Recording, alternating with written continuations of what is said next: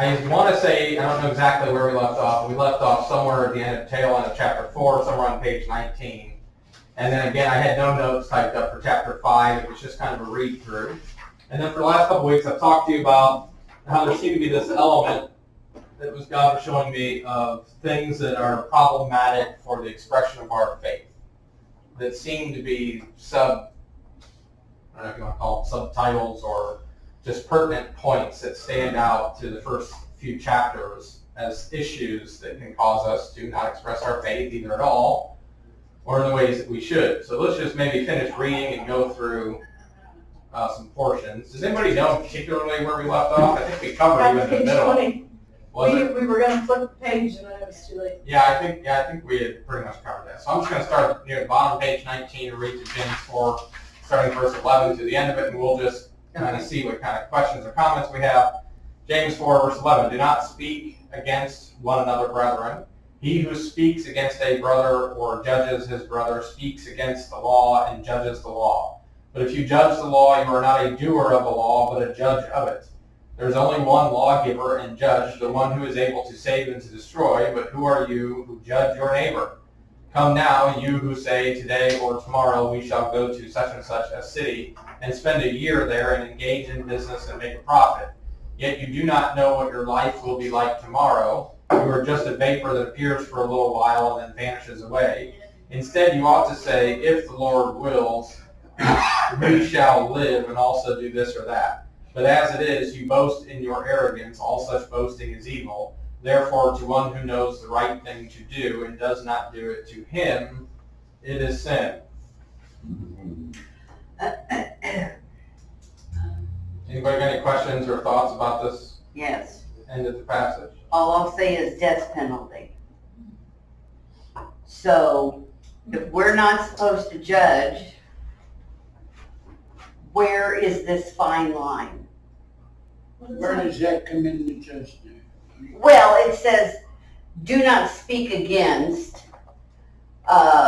He who speaks against or judges speaks against the law and judges the law. So does that mean that whatever the law is, man has created these laws. If we disagree with them, that we are right or wrong? I'm very, and I have been for years, very confused about the death penalty. So we're told to set up judges amongst Right. ourselves. Right. And the way I look at this is, if you are not one of those that have been selected to be a judge because Okay. you fully understand everything and you have that moral compass that everyone agrees that you should be it, Okay. that's what they're talking about. Like the judges that are actually elected as judges that back in the day that were selected because of their understanding of the law as well as their righteousness, they had the right to make that call. So this means specific people judges, not me judging somebody. No, this is talking about you. Like if you make yourself a judge and jury, Right. so So you don't have that right because you're not. because I'm not a judge. Right. Like you were not elected to be a people's Okay. judge. Okay. And the people's judge is different than it is now. Like now I can go to law school and become a judge, whether I have the right moral compass or not. Before you go too far out, who's James talking to here?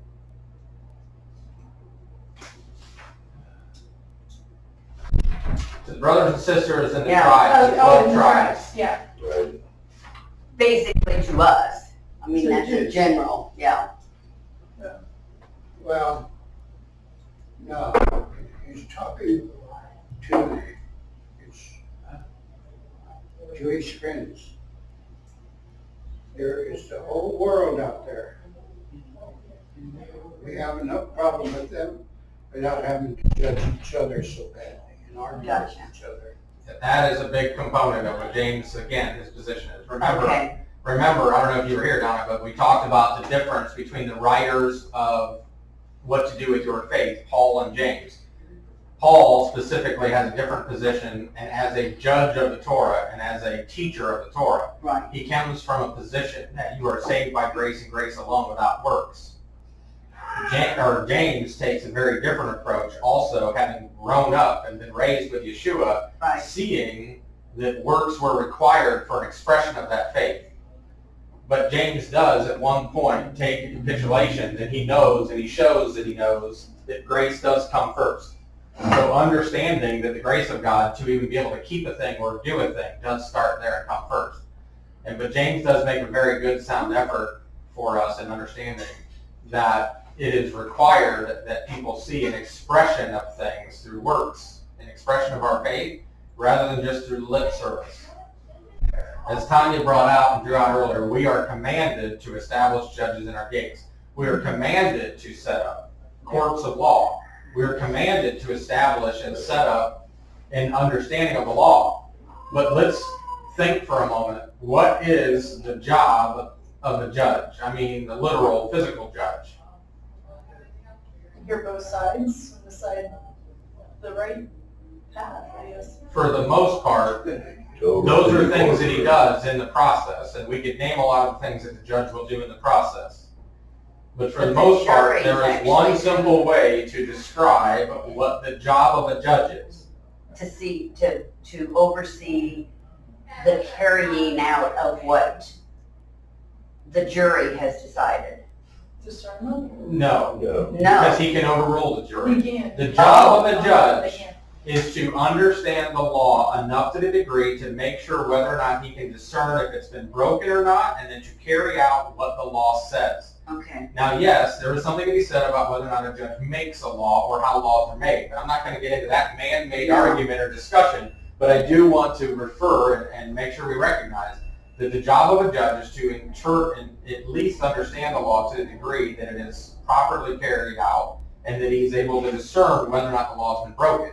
Okay. When we act as a judge with our brother, which is what Dave's point was, we have enough problems as it is. So when we start getting in people's business and being the commandment police and start telling people whether or not they're doing this or that, Right. all we're doing is making an investment in something to perhaps incite something for ourselves or out of our neighbor without actually fulfilling it ourselves. And again, James's emphasis is don't be prepared to have as much lip service as you do action service. Right? I'll give you an example. I attended a hearing of great interest to me out of Owen County, and an old retiring judge. He was getting ready to retire. And he made a statement, and I jumped up and said, Judge, you just quoted from the Communist Manifesto, and I don't agree with anything you said. And he said, come up here, please. And he turned to the lady who was recording the conversation and turned to her, don't record this. And we had a conversation. And he says, no, go sit down. And he says, I want all of you to know that what he said is irrelevant. And in this courtroom, I am the judge. There you go. There you There go. let his hammer down.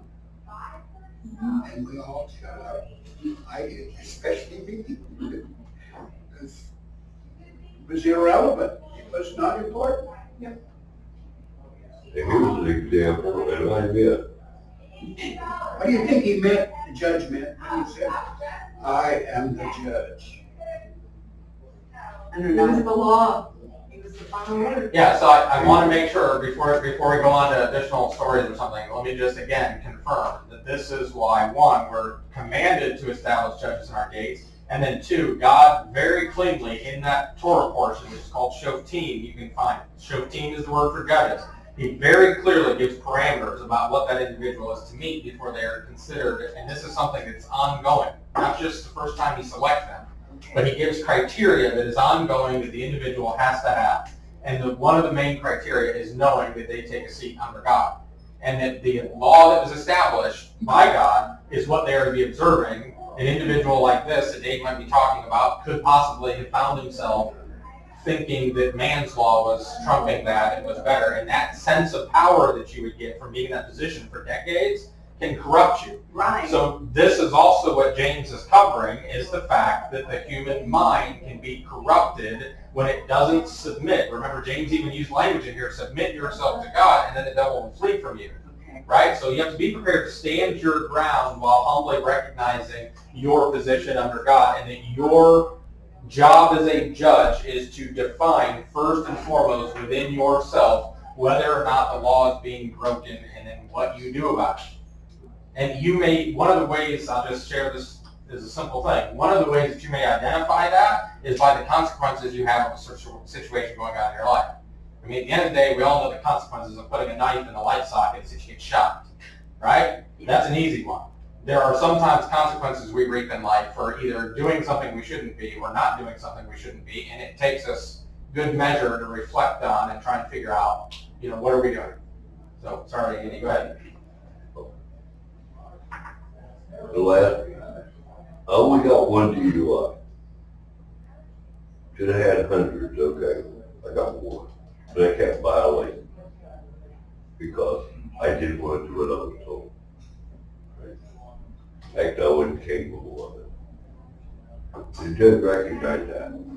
He recognized that I was not capable. Okay? So he had me to stop and think about it for a minute. But during the court process of whether I was guilty or not, I proved with a good high-paying lawyer, okay, that the cop should not have stopped me. He should not have given me a breathalyzer. I had not broken any law. And he asked the cop, why did you pull him over? And he said, I've been doing my job for a long time and I just drink the drug. Period. Right? He said, other than that, he broke no laws. He did not break any law that said I should stop him. I did it out of my experience. I get to tell. All right? At that point in time, if you go down to the letter of the law that it's written, he should have threw it out. All right? They didn't. 2 more times I violated him. All right?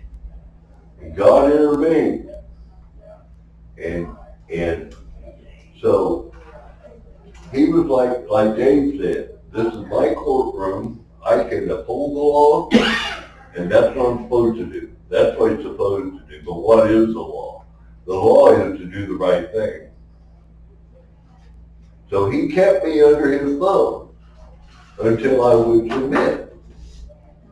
And at the very end, he had 2 choices. He gave me 2 choices. Number 1, do what I'm asking you to do, and I'll save you, and it'll save your life and put you on a different track. Or number 2, I can just put you underneath this jail and forget about you forever. Because when you're unbondable, you're not committed to a certain amount of time that you have to spend. I had put myself completely in that judge's hands. Okay. And he could have just buried me forever. Yes. All right? Or gave me a chance at life. But it was up to me to choose, right? Okay. And he said, and I'm not going to lose a minute's sleep over it. But in order to get me in that position, all right, he actually violated the law as it's written. Okay? And he said, I can do that. I'm the judge. Oh. So his job is to see to it that the right thing gets done. Not the wrong. That is a component of the spirit, and Paul talks about that at some point. That is a component of the spirit of the law and understanding it. Because, again, and this is just a simple example because it's used both by writers of the New Testament and it's just a pretty common one that you can refer to. God gives a command that you honor, that you guard, that you be prepared for, that you observe the Sabbath. He also gives a command that if your neighbor's ass falls in a ditch on the Sabbath, you prioritize the commandments correctly because that is the spirit of the law, is that you be able to enjoy the Sabbath with your neighbor, and if you have it within your power to enable your neighbor to enjoy the Sabbath and do those commandments, then you do whatever is necessary to bring them to that point. And from that whole point, the rabbinical view and commentary is derived that with the exception of a few specific commandments that make sense, all of the commandments are breakable when it comes to the saving of life, or promoting life or giving life. And not every rabbi, not every synagogue leader or teacher would necessarily agree with this. Some of them did take a more legalistic approach, and that's what you see Yeshua dealing with in the synagogue at one point when a man asked to have his hand healed, a withered hand. Because I think it's the Midrash Rabbah, there is a dialogue and a discussion that was done centuries ago that they went by for a while that talked about order of things that could be done on the Sabbath. And the healing of an individual by man was placed on a lower scale of priority. Now, saving a life, literally, if it was a life and death situation, was okay. Circumcising a child so that they can come into the covenantal relationship was considered okay. But healing an ailment that an individual was believed to be able to live with for 24 hours to get to the next day was not prioritized above the Sabbath. It was prioritized below. And Yeshua showed that his opinion is that it should have been prioritized above. And that's why he healed the man's hand. And then when the person shows indignance to this and doesn't understand why this happened, and he corrects the man by telling him, come on any other day of the week. You have 6 other days of the week to come and get healed on. Come on one of those days, he tells the crowd. And Yeshua corrects him by saying, if you have already ruled, and this is, I'm giving you the parable and the dialogue of this so that you understand that this wasn't just a unique situation. This was a situation that took place because of rulings and discussions and man-made ideology about the correct prioritization of the law. There was at least an attempt to make it. It might not have been the right attempt, so Yeshua doesn't scold them. He doesn't call them vipers. He doesn't throw the synagogue leader out altogether. He just corrects them by showing him, if you guys have already ruled that circumcision is enough to bring the child into covenantal relationship, that is it imperative to make sure that every bit of the whole man is healed and is able to be brought into covenant. And if this man's hand, he's basically showing that if the man's hand was withered and was outside of that, it too should be cut off. Now, I don't mean the hand should be cut off, but that's what circumcision is. It's the removal of blockage. And a man who has a withered hand, who can't think about anything other than his infirmity or his ailment because he's stuck on that for whatever reason, then may need to have that removed, may need to have that blockage cut away. And in that particular case, that's what Yeshua's talking about. He's showing the correct prioritization of things. And there's several passages in the Scripture where he does this. He talks about who looks at the temple or things that are offered in the temple as holy. Who looks at whether or not the things that are put on the altar, because God was clear that even if this item here wasn't considered holy unto God, but yet it comes in contact with what God has determined as holy unto him and set apart, then it too becomes of that state.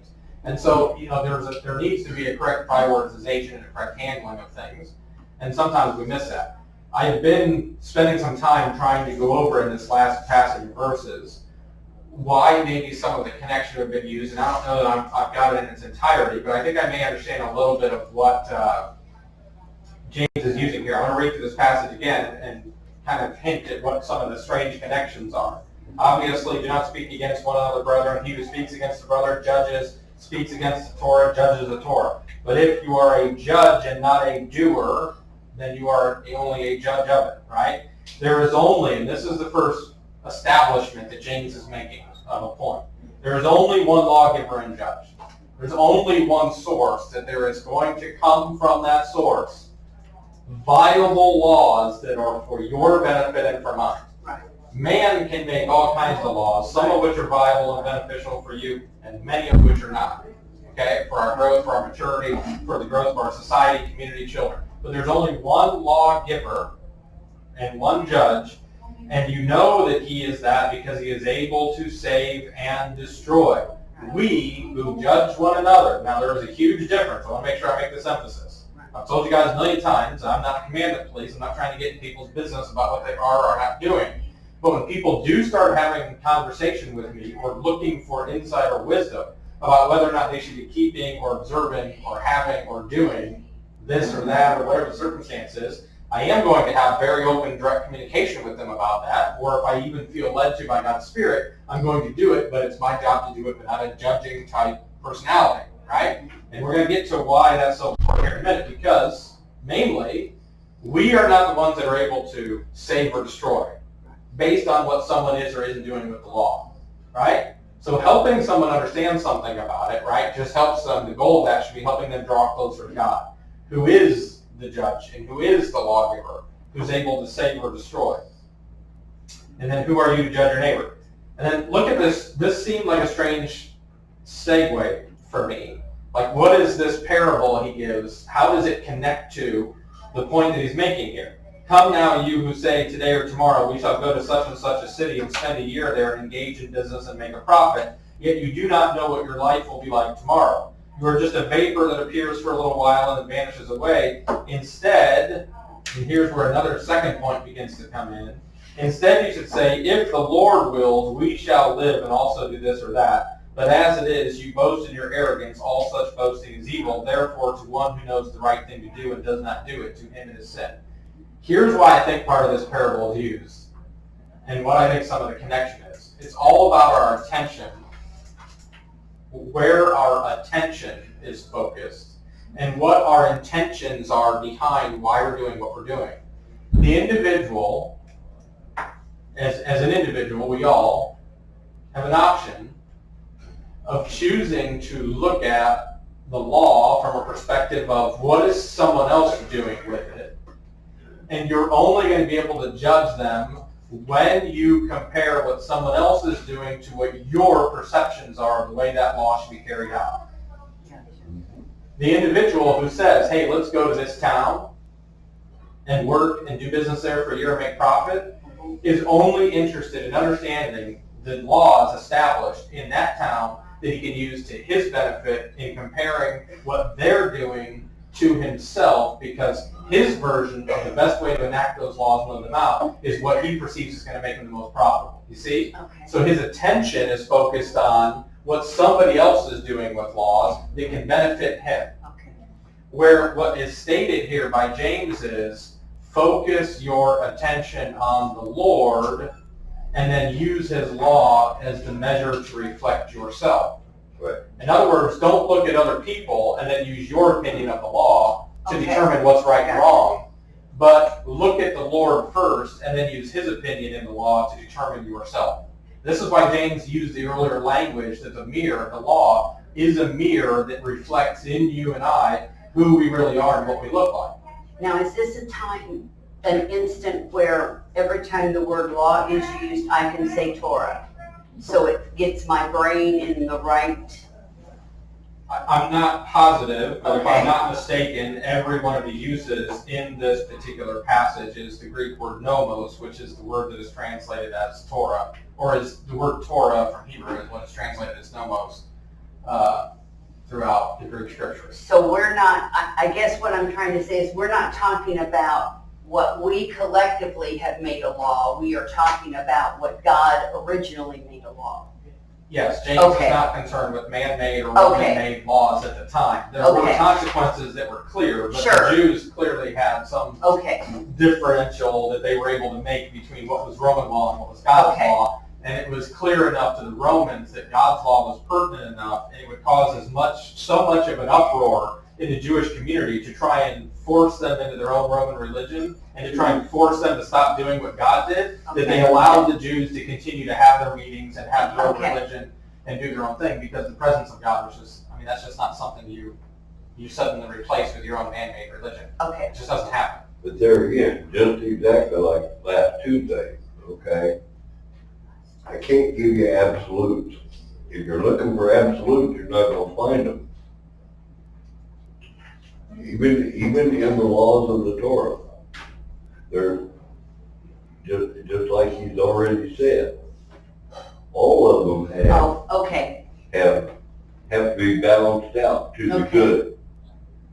Okay? Mhm. And so there are options within those. Okay, So if I'm looking for absolutes, you're gonna find them.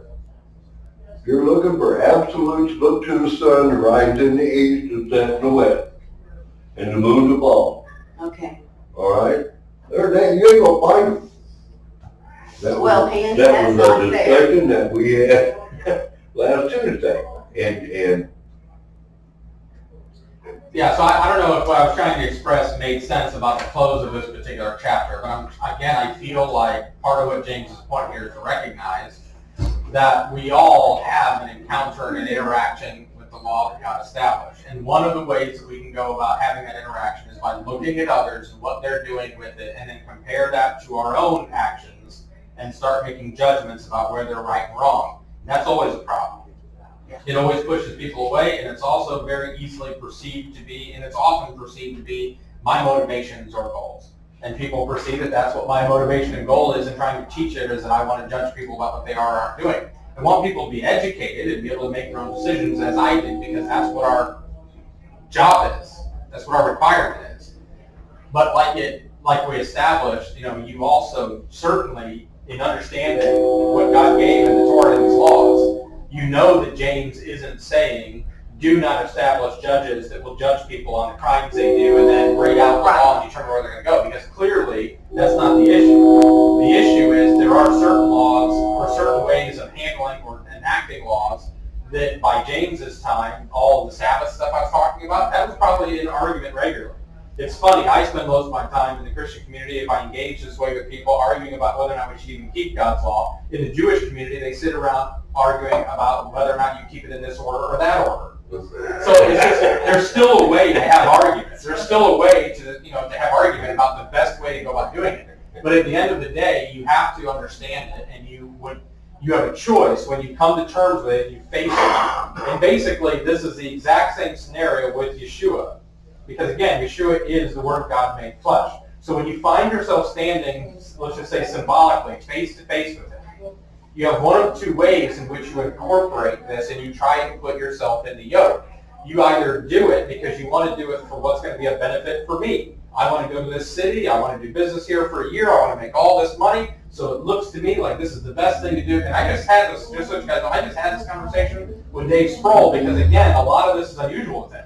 To him. And I told him directly in this discipleship thing we're doing on Tuesdays, I said, your goal is to become a disciple of Yeshua, not to become a disciple of Phil or of Andy or of Tuesday afternoons when we come together. The goal is to come face to face with Yeshua, to get to know who He is, and then incorporate that into your life. But the reason why you do it is what's going to make the difference.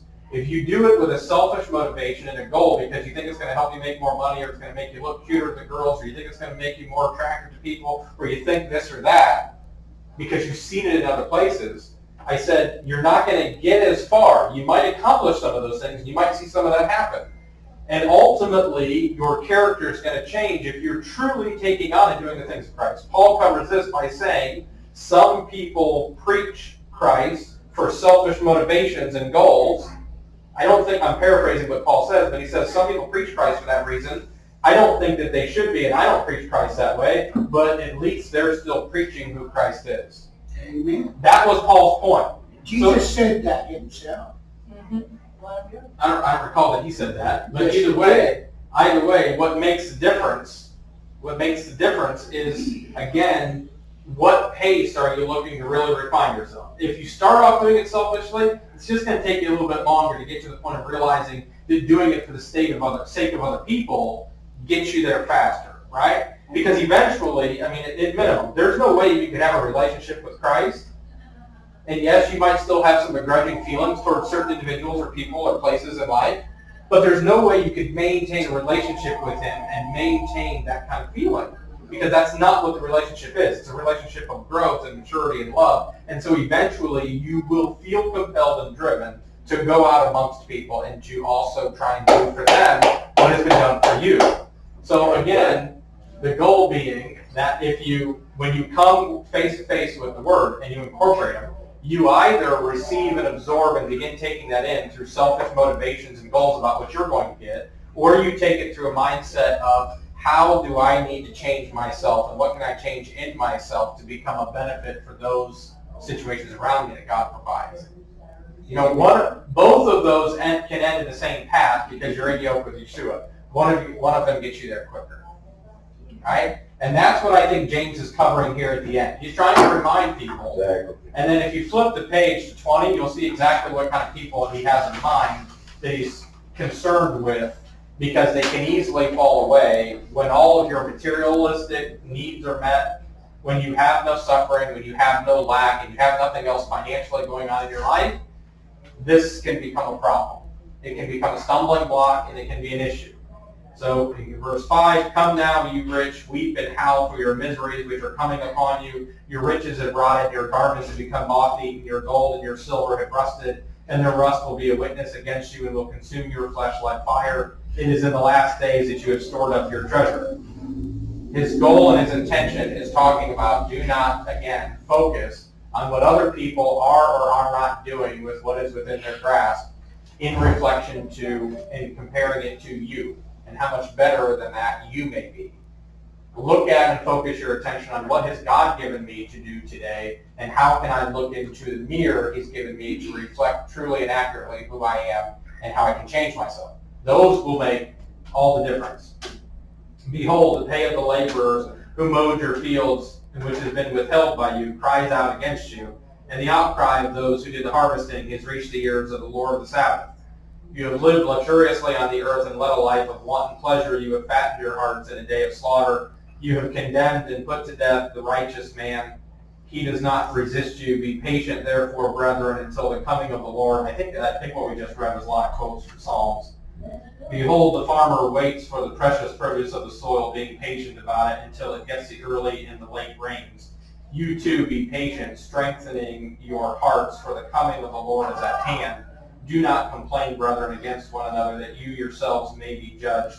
Behold, the judge is standing right at the door. As an example, brethren of suffering and patience, take the prophets who spoke in the name of the Lord. Behold, we count those blessed who endured. You have heard of the endurance of Job, and you've seen the outcome of the Lord's dealings. The Lord is full of compassion and is merciful. But above all, my brethren, do not swear either by heaven or by earth or with any other oath, but let your yes be yes and your no, no, so that you may not fall under judgment. Is anyone among you suffering? Let him pray. Is anyone cheerful? Let him sing praises. Is anyone among you sick? Let him call for the elders of the church and let them pray over him, anointing him with oil in the name of the Lord. And the prayer offered in faith will restore the one who is sick, and the Lord will raise him up, and if he has committed sins, they will be forgiven him. Therefore, confess your sins to one another and pray for one another, so that you may be healed. The effective prayer of a righteous man can accomplish much. Elijah was a man with a nature like ours, and he prayed earnestly that it might not rain, and it did not rain on the earth for 3 years and 6 months. And he prayed again, and the sky poured rain, and the earth produced its fruit. My brethren, if any among you strays from the truth, and one turns him back, let him know that he who turns a sinner from the error of his way will save his soul from death, and will cover a multitude of sins. Right. It will cover a multitude of sins. One of the strongest things that I'm often reminded of that God showed me about the Hebrew language, forgive me for not remembering what the word is right now, but there are, as James just mentioned here, in the agricultural world of farming, what is referred to as early rains and late rains. And whatever the Hebrew word is, I don't remember what it is right now offhand, but whatever the Hebrew word is for early rains is also a word that means an opposer, someone who stands in opposition to you. And the 3 times that it's used as that kind of word, it is referring to God himself. Because the relationship is, if you allow and you submit to him, as James tells us, if you submit yourself to God and allow him to be the opposer to your ignorance and stupidity, to show you your ways and to how to change, it is like the benefit of the early rains that come and help produce early fruits and growth of crops. And they are very often required and needed. And it's interesting to see, but this is the benefit of allowing and submitting and allowing yourself to be open to God as your opposer, because he is the opposer. An opposer, he opposes the proud, I believe, is one of the verses from Isaiah that was the one that was using this word. But there's like 5 or 6 occasions where it's used throughout the Torah as only repeating or what is the word I'm looking for, pointing towards early rains, but then there's a few passages in Isaiah where it's used to mean literally God showing up on the scenes early, being present, being ready, being available to produce within your life earlier fruit than what maybe through your own efforts you would have reached it. Remember I'm talking about you approach God selfishly and you absorb the things of him and it's a harder battle It's like pulling a burr out of wool because you don't want to let go of your own ways, you don't want to let go of your plans, you don't want to stop with what you were planning and thinking, right? But yet, if you submit yourself to him, it's easier to grow, it's easier to mature, it's easier to come to the truth, realize what changes can be made to benefit, right, those around us. Does anybody have any other questions or anything about James chapter 5? We just breeze through it, obviously.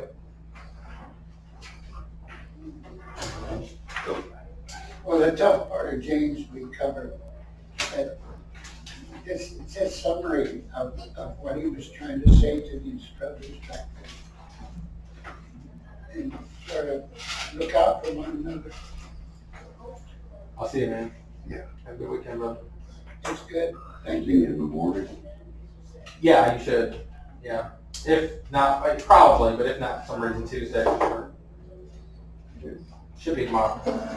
Yeah, so I have all my notes. I have 2 pages of notes periodically that I wrote down about different things that it stood out to me as major points that are much bigger obstacles that would be maybe worth more attention to us, and again, the expression of our faith. One of the first things, I'll go back just to, if I need to find some scripture, I can.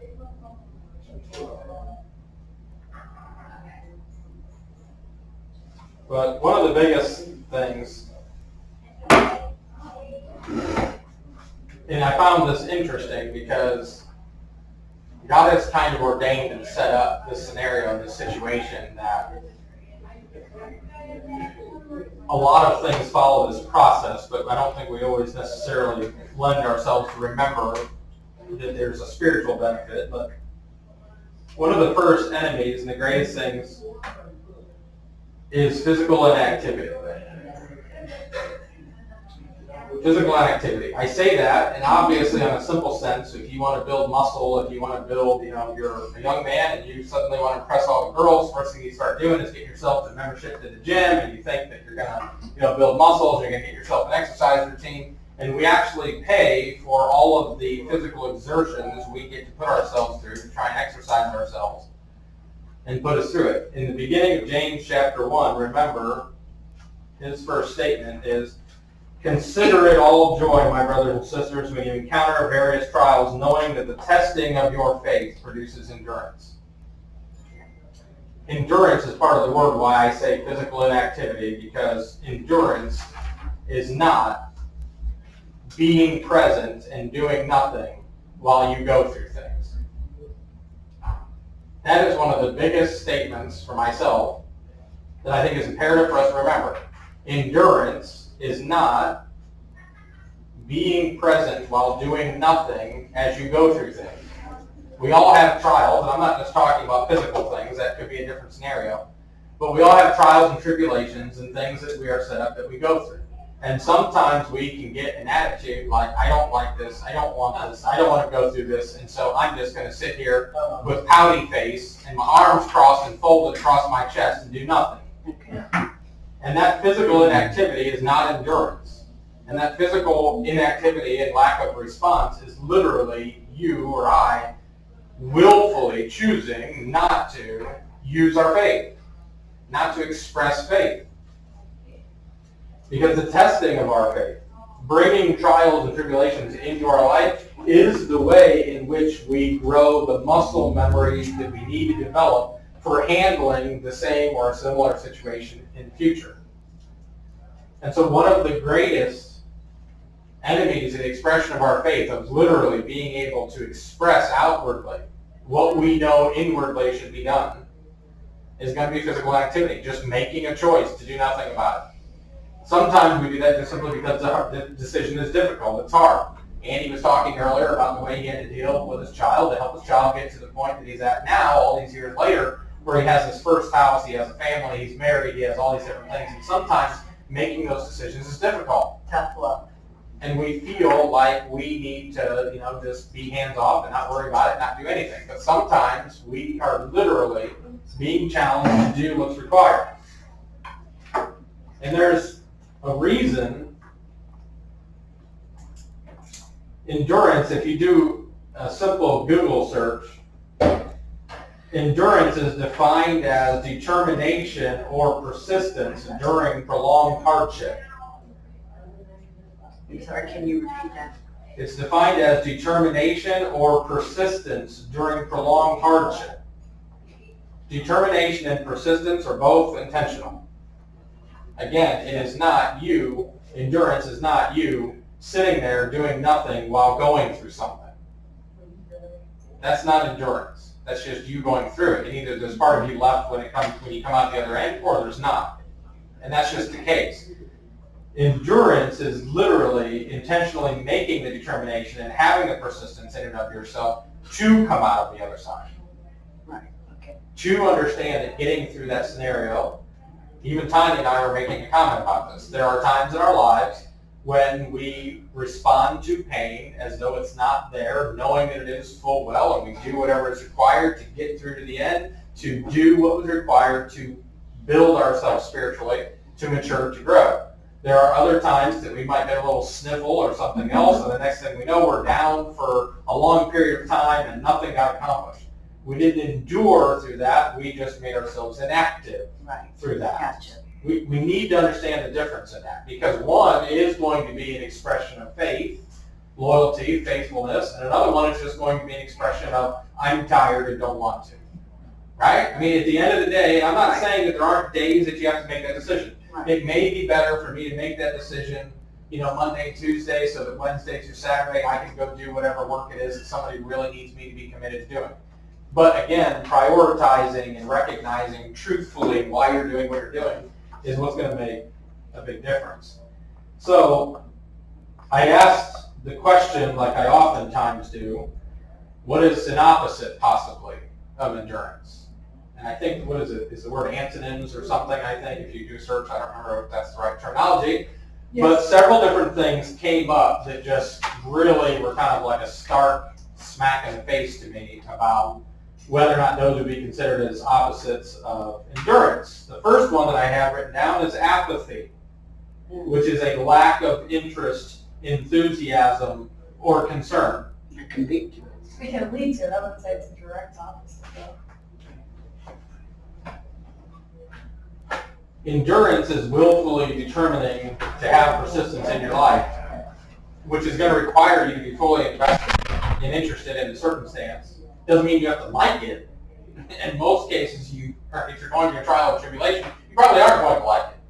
But the truth is, again, the mental approach that you take towards the situation does make a difference. Some people think that camping is something that is fun to do and they enjoy and they look forward to. And I would look at it as something I would have to have a great level of intentionality to endure through. That's it. As camping for me would be in a hotel room that overlooks the woods. So, right? But again, part of my point is just when you make a conscious effort to engage your body in exercise, and physical exercise of pulling and pushing levers and springs and all these different things that you would do in a workout routine, those who really committed their minds to that enjoy that and they look towards it, right? I really enjoy sitting down reading the scripture and sometimes investing myself in really studying out something. Other people have a really hard time with reading.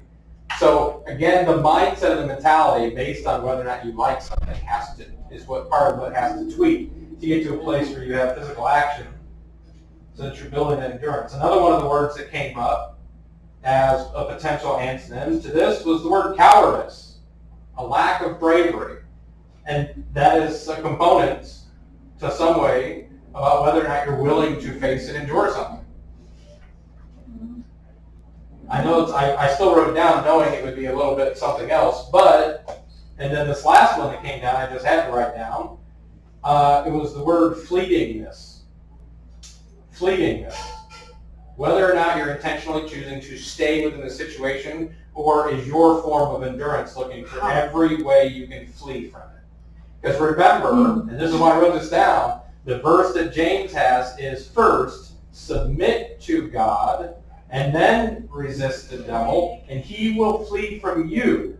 He doesn't say submit to God and then look for the quickest exit door and run.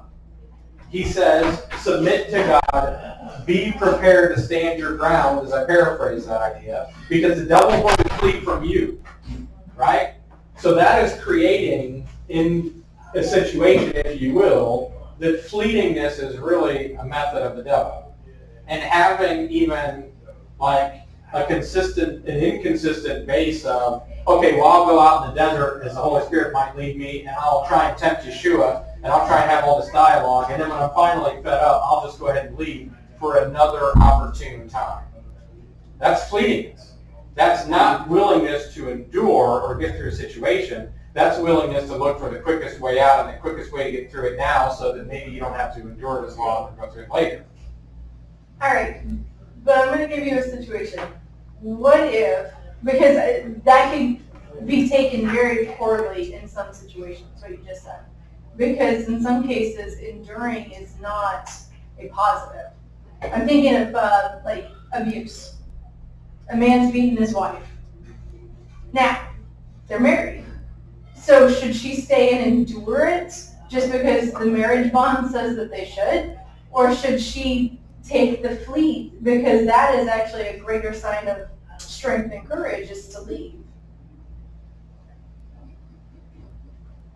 I think it's pretty obvious that staying and enduring the physical beating and torture is not going to result. And the whole goal of this is to build one's faith. That does not result in building her faith. That results in building broken bones and bruises. So that's not an example that's comparable to a spiritual growth example. Because the real truth is, and a good number of people do not advise this way, and they would have some pastors or elders would have a real hard time with what I'm about to say, but the truth is, God is the former, God is the creator of the institution of divorce. And he created the institution of divorce for the protection of the innocent, okay? So when a woman is in a situation like that, when God is being abused in a situation, he's created the institution of divorce to separate himself from the abuser. And so the institution has been created so that she can be separated, not so that the man can go find a younger woman to marry, which is what people were using to get, that Moses was instructed to give them, right? Yeshua even covers this and says, but your hearts were hard. It's not God's intention that there be separation. God does not desire that there be separation between the man and the woman. But because the man is an idiot and he can't see how to either quit doing whatever he's doing that causes him to treat her that way or do whatever, God has created that institution so she can be separated. Enduring the pain of having to have the separation is what's going to build. That's real endurance. That's what's going to build within her. That's where the endurance comes in. Yeah. Okay. That's what's going to build within her what she requires for her spiritual growth. This says, the one I'm looking at says guts. And it takes guts. Because you know all of a sudden instead of two, there's going to be one. And what two could accomplish is now going to have to be accomplished by one. Yeah. I've had discussions with people over the years about whether or not women should stay and endure under the name of marriage and the sacred bond of marriage versus those that say that they should leave. So it's interesting. Well, and then people Well, want I to would bring ask up, you a question you girls could answer. Why do most women do that? They at least try. They Why try do to they- endure. security, Yeah. financial security. It has nothing to do with love. Nope. And when you finally Well, realize, when they don't get financial security, they still hang in there. Low self-esteem. low self-esteem, no confidence that I can do this with God. Together we're going to make this work. That's faith in God. That'll get you out of it. But Exactly. But And it also will get you in it. Because I know a lot of people who went into marriages. this is the last one. Or This is the last one, or Yeah. this is going to be the only one, Yeah, and they yeah. didn't realize that they think it's the right thing to do. they got married in love and in faith with God, and then they feel God left them. Yeah. Because All right, because of the man that I'll be able to see the that they like got. rather than praise and worship the church stuff. Well, you can come earlier if you want. I can text Dave and see if he wants to come early. Okay. All right, I'll see you. So, yeah. And so- Way to go. Randy? I hope this isn't overstepping bounds too much, but in If my it is, we'll experience, Dave would usually yell at me, sounding like I'm basically speaking for you guys or speaking to answer a question that he targeted towards you guys. But in my experience and my conversations with people, I feel like I have found time and time again that the perceptions that you're going to receive all the things that you were naming as to why the woman stays in the situation, perception that she's going to receive them, which is probably the same perception that she wanted them and should receive them when she went into the relationship, is why they stay. But to Dave's point, they still don't get received. The man who's abusing someone physically is not giving her the money that she needs to do any kind of secure things or to do anything in particular. And in all honesty, I think the most, and I could be wrong, but I feel like the most highest percentage truthful answer to Dave's question about why women oftentimes end up staying in that situation is because, again, and the question is framed around in a godly marriage and thinking about spirituality and religion being in the marriage, right? And I think the common answer is because they're counseled to. The reason why the women stay in the situations oftentimes, unfortunately, is because they're counseled to. The pastors, the elders, the whatever, they tell them, well, just give it some time, he'll change. Just, we'll talk to him, we'll pray, we'll do this, we'll do that. And oftentimes, and in my experience has been that repeatedly, that this is what I'm told. I have sat down in the last 10 years at least 5 or 6 times and had a conversation with a woman who was in an abusive situation that didn't know until I told her that God was the former and the creator of the institution of divorce. She thought it was of the devil because that's what she'd been told. And she was told that if she did stay in the marriage and if she did file for divorce, if she didn't do all these different things, the pastor told her she'd be going to hell and be committing sins. And I've had several that have had that situation. And it's not the case. The situation is that innocence, right, what God desires in the relationship and what he would want between husband and wife is very holy. It's very divinely built, inspired, and created. And when something but it's able to be corrupted.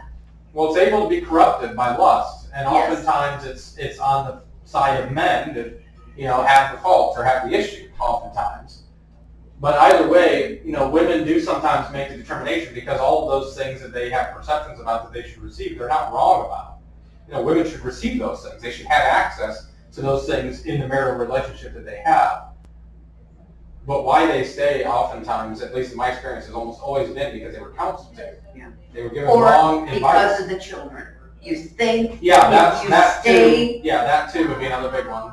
I just had that conversation with someone yesterday because I've known 2 people in the last couple of years that were good friends of mine who, out of the blue, their wives decided now that the kids had flown the nest and they were, moved out or whatever, that they were no longer interested in being married. And I mean, no sign at all whatsoever of there being any issues previously. And suddenly the wife just was done. She was tired. She was ready to go. No, and that was it. So, there were always signs. They had ignored them. I was being facetious when I said that. Yeah, I'm not. Well, and even I'm not remiss if that's probably the case. But. With my oldest 2 boys, I kept the boys. With the youngest, I left him with his father because I knew financially, and I knew that his father would not abuse him. He would have a better life. He wouldn't have to change schools. He'd have financial opportunities that I, as a single mother, could not give him. And it was far more painful to leave him with his dad, who was an alcoholic. But I knew that his alcoholism would not affect Doug. And like Doug said at his funeral when he talked about his dad, he was a great dad, he was a bad husband. Well, real quick, Danny, I'm just going to go. Real quick, I won't play the video now since most everyone's left. I'll just let you guys know we'll just start. But next Friday, I need to message you guys now. I have to tell them. Next Friday, I'm not going to be here. So next Friday, we will not plan to meet. Okay. You're not going to be here because you want to not be with us?